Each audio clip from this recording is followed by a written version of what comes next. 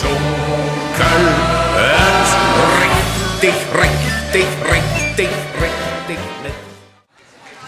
En dan met zich aan het einde gekomen van alweer het zuster in de Jonkeltreffen.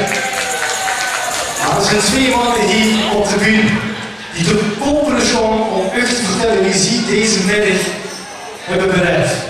En als eerste wil ik dan het woord geven aan onze 60ste stadsjeugdpunt, hier de Niche. Bedankt even. Lief u van de Hertogstad.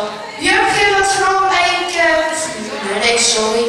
Beleef, heb je nog een beetje leuk gehad? Dat klinkt goed. Nu ga ik nu deze punt zingen.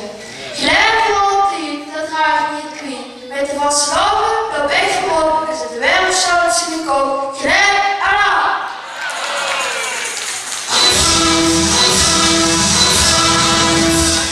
Dankjewel Ian voor deze schoon beurt.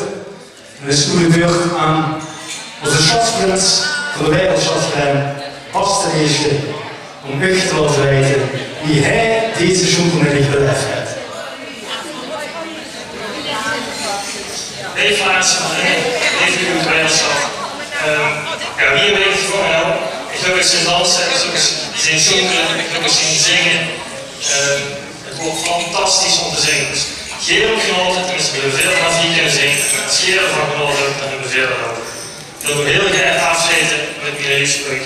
Maar even dat ik een kans van de vasteland heb gewenst.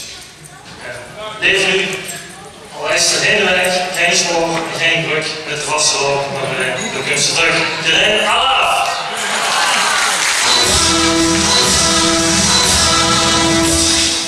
Dankjewel, Bas de Eerste. En de rest ons, en slagen ze niks meer. En terug een geweldige vastelavond te wensen.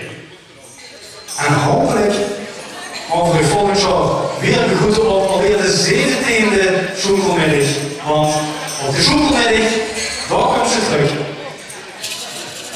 Rest mij weinig van het geluid te bedanken. Jean en Chantal van de Haanhof. En onze DJ die er even voor excuus zal zorgen, DJ Jelle. Tot volgend jaar, vastelavond samen. Jonkel en richtig.